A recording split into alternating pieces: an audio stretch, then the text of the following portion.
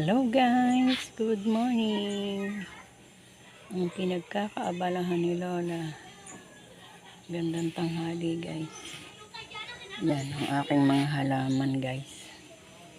Yan po ang pinagkakaabalahan ni Lola.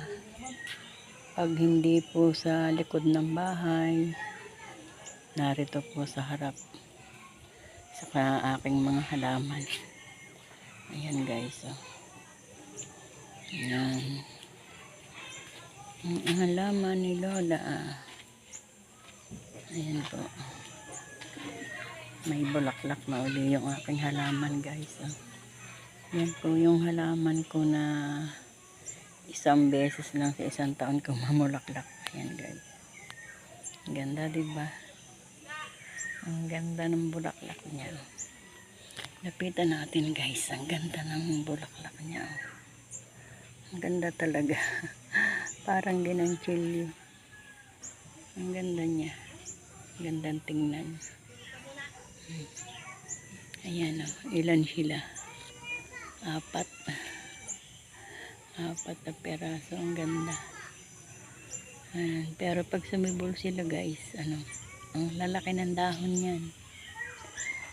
Tapos, pag yung tag-init, tapos na ang tag-ulan, unti-unti nang nawawala yung dahon niya. Mawawala yung dahon. Matitira lang yung laman sa ilalim. Tapos, pag napataka na uli ng ulan, saka uli sila sisibol. Ang cute nga guys, ang ganda. Kaya hindi ko inaalis. Pero konti lang ang tumubo ngayon guys. Konti lang. Ayan, ang ganda. Ang ganda niya guys talaga. Ay. Ang ganda ng pagkabulaklak. Ang ganda, parang ginanchilyo. Alam mo yan. Diba? Ang ganda. Ang ganda talaga. Cute na cute ako.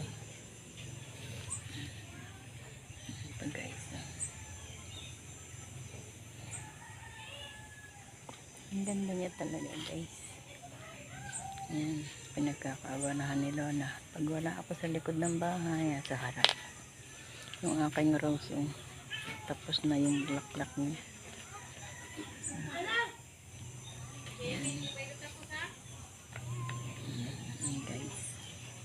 Yung halaman ni Lola sa harap ng bahay. Ayan. Ayan ba?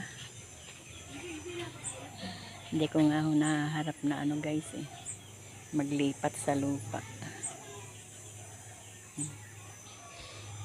Hindi pati nakakabili si Lola ng paso sa mga yun bumili ng paso, nababasag naman.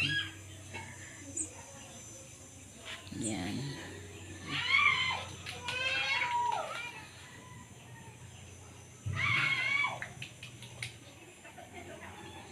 Yan ang harap ng bahay ni Lola.